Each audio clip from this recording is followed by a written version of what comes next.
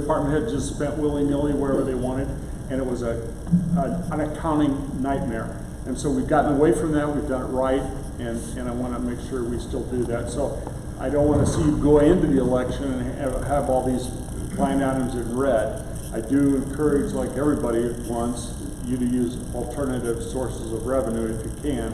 But if you can't, we need to know about those transfers ahead of time. And the last thing is, and I'm almost reluctant to say this because I think it's internal control on the part of the county clerk and not the county board. On the other hand, you sort of open the door and ask us our input and our advice. So I just want to tell you just a couple of my advices. One of the things is all the hand sanitizer that we've done, you know, from March and April, and we're still doing it in May. The last I looked, this election is November 3rd.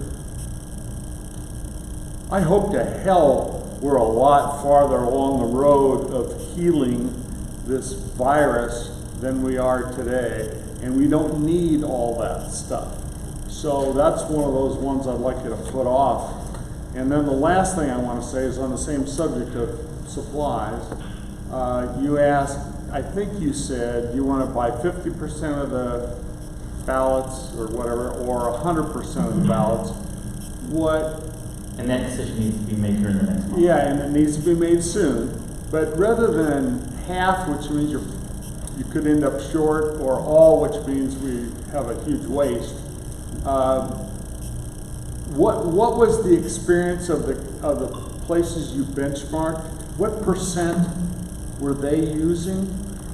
It was probably not 50 or 100, somewhere in between, right? Well, before we got the Nebraska model, Peoria and Saginaw had presented the 50% model.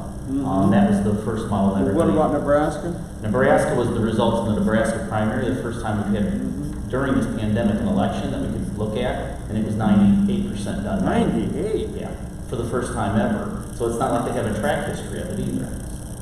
And then you have to realize the state's mailing 2 notifications to you. I'm required to mail 1 to you. I imagine both political parties will mail 1 to you. People are going to know vote by mail more than ever is available. So that's why I said I urge us to err on the side of caution and get what would be an election with everybody who turned out to vote by mail, and that would be 75,000. And the last point I want to make, or question, is do you have, in this thing that I requested first, this list of fraud mitigation procedures, if somebody is not legally entitled to vote in Tazewell County, does your office have a way, if they send an application in, even though you sent one out using your process, that you can catch it and not send them a ballot? Because I think once you send them a ballot and they return a ballot, we're dead in the water. We got to count it. So I want you to look. If you don't, I'm not here to gotcha or try to have you answer that off the cuff. But I do want you to look at that and see, is there a way we can stop an illegal request, such as, for example, an illegal immigrant who's not authorized or entitled to vote in the state of Illinois. I want to make sure that if they that they can't. Again, I guess the main way that we would catch that is these applications are only going to registered voters, so they would have to be registered to vote in any way to request a ballot. So that would be the way that you would catch them. The only way you could vote without registering to vote in advance would be same-day election on the day of the election at a polling location. And on those, we don't count those. We put them to the side, and those are counted after we validate that individual is who they say they are. So there is a procedure in place to pull those to the side. John, the potentiality of the mail-in sounds like it could be big. I know you went through a lot of headache with saving money on reducing polling places. Is there a cost effectiveness to reducing polling places with the anticipation of a high mail-in turnout? We can't reduce polling locations at this time, other than you have later in the packet this evening, you'll be voting on some minor changes, but those are related to emergency moves The only way we can move a polling location at this time is because of an emergency issue. Interestingly enough, us declaring an emergency isn't enough of an emergency. It's spelled out in state statute, but it's been decided that this incident is okay to be included on that list. So no, we just can't move polling locations on our own now. The next opportunity we have to do that is next year. Okay, we've taken plenty of time on this, so if anybody has any further questions, let John or I know. But again, this is all just for information only. We will also, I'll stay in touch with Wendy and Chairman Zimmerman. If we hear any movement toward some of that grant funding coming from the state, or there's more opportunities, we'll keep you in the loop as to whether that's going to happen or not. I'm not optimistic. I'm normally a half or glass half full kind of a guy, but I'm not going to hold out for that. But we will definitely keep our eye on that, and if there's other opportunities for us to add things to our request or add things to our list, we'll certainly do that. So with that, if there's nothing else on the committee, we'll recess. Thank you.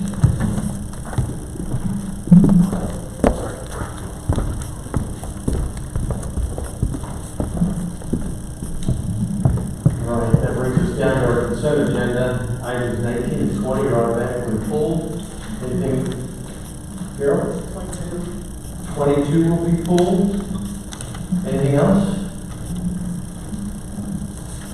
Can I get a motion for the remainder? Motion by Brad, second by Hovey. All those in favor signify by aye. Aye. Those opposed? Aye. Consent agenda passes. Back to, let's take the appointments, A through D. Can I get a motion? Motion by Crawford, second by Darcy. Any questions? All those in favor signify by aye. Aye. Those opposed? Okay, back to finance. Item 19, can I get a motion for F 2012? Motion by Minton, second by Rich Stimson. You know what I'm talking about. That's right. This just came out of finance tonight, so any further questions? All those in favor signify by aye. Aye. Those opposed? That passes. Item 20, F 2011, can I get a motion to get it on the floor? Motion by Conant, second by Atkins. This just came out of the committee also. Any questions? All those in favor signify by aye. Aye. Those opposed? Motion passes. And then item 22, can I get a motion to get this on the floor? Motion by Sin, second by Darcy. Carol, you got some questions? Yeah, thank you, Mr. Chairman. And I apologize, I was not in that executive there, but I read through the changes and everything. I wondered if there had been a problem that called for, maybe there's nobody here that can answer. Evan probably needs somebody from the health department. So Evelyn was at the executive. And I didn't know if there had been problems in some areas that created for us to need to these changes to the ordinance. But there was quite a bit of language pertaining to farmers markets and expecting them once a year.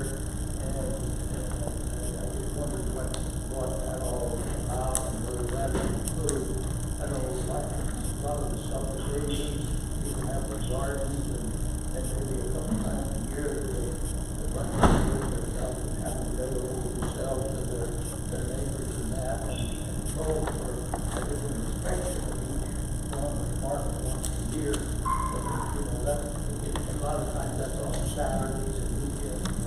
And I just wondered if it create additional load for the health department and what process and all that. And that is something Member Sin? If there's any counterpart people on the phone, then, you know, that's it, but I can answer some of Carol's questions. So the question was, for those on the phone, Member Ig was just looking for some clarification on what was the impetus behind this, and is this going to increase the inspection load for the health department? Is there anyone on the phone from the health department? Yes. And is that you, Evelyn? That's here in Over. Okay, is there anybody actually from the health department that are Bailey or Okay, Amy, can you, I mean, member Sin's here too, but if you could maybe just discuss some of the impetus behind this, and remember everybody talked about farmers markets that may be on Saturdays and calls for an inspection once a year. Is this going to increase your employee line item? You want to just give a quick overview on that? With all of the changes put together, this is actually going to decrease hopefully our time on the weekend with doing some seasonal passes and those kind of things. So it should not increase the line item. It's actually language that was worked on with restaurants and Gary Burton, our board president, to try and make some changes to alleviate some of the weekend work. And then once we were looking at that, we were going to go ahead and make a few other changes. Evelyn was supposed to be on the line, but I don't know if she stuck with us for the 50 minutes. So, and if you're on the line, if I didn't adequately cover that. So Carol, does that You're on the answer, line. did that answer your question, or? Yeah, I appreciate it. I figured there was reading behind it, but, just reading over it, like I say, I apologize that wasn't that reading. That's all right. Any other questions or comments regarding that? All those in favor signify by aye. Aye. Those opposed? Motion passes. Any unfinished business? Any new business? The bills were sent out to us. The calendar, can I get a motion to approve the calendar? Motion by Vinton, second by Jostings. Any changes? All those in favor signify by aye. Aye. Those opposed? Okay, just two things real quick before I turn it over to the budget committee. I've had a number of people reach out to me and ask what the county's response is to the reopening. And it's kind of one that I will say the counties do not have the authority to overrule the governor's order. Though when people call me and ask if Tazewell County is open, I tell them that yes, we are open, but you need to make that choice on your own because the state still has the heavy hammer. They can pull your license. I encourage people, if they choose to make that decision, to socially distance, to wear face masks where appropriate, but I'm leaving it to the individual businesses. I don't believe, and I'm not speaking for any of our countywide electeds, but I don't believe that the county would enforce, unless something is just so egregious, I don't think our county would enforce any of these measures that the governor's put down. It does put our health department in kind of sticky situations sometimes because they are an arm of the state, but to the degree that we can, we're going to protect them also. So I know that's maybe not adequate, but again, we can only do so much. Member Crawford? Chairman, I just want you to know that as one board member, and I think most agree with me, but I'm not sure, we agree 100% with what you just characterized about Tazewell County's position on both the relationship with the state, but also on reopening and how you leave it to businesses to prudently make a wise decision, realizing that the consequences, legal and otherwise, are theirs, not ours. But anyway, I think you did a great job of characterizing it, and I want you to know that we support you in that. Thanks, Russ. I mean, one other thing too, our insurance company did call us, and if we give the blessing to somebody just outright and say, do what you want to do, and there is an issue, they won't back us up liability-wise. So that's why we proceed with caution here and let them make the decision and not us. Member Hubby? Thanks, Chairman Zimmerman. I just want to say the same thing as Member Crawford, really. Thank you for choosing freedom, but also thank you for choosing caution. I appreciate that. All right, thanks. You're welcome. Okay, so then the other issue is phase 3 of the governor's order goes into effect tomorrow. on Friday. Our current liquor license, our liquor ordinance doesn't allow people with liquor licenses to drink outside the four walls of their establishment. So we do have a liquor commission in Tazewell County, and Member Harris and Member Conner are on there, as am I. And I think tomorrow I'm going to issue an emergency order that hopefully we can pass at the next meeting. And so some of the things for these bars, some of this is not going to be an issue. You have the Deer Creek Legion out in the middle of nowhere, but then you have Coochie's in Groveland, it's right next to a neighborhood, so the potential for problems are there. So I'm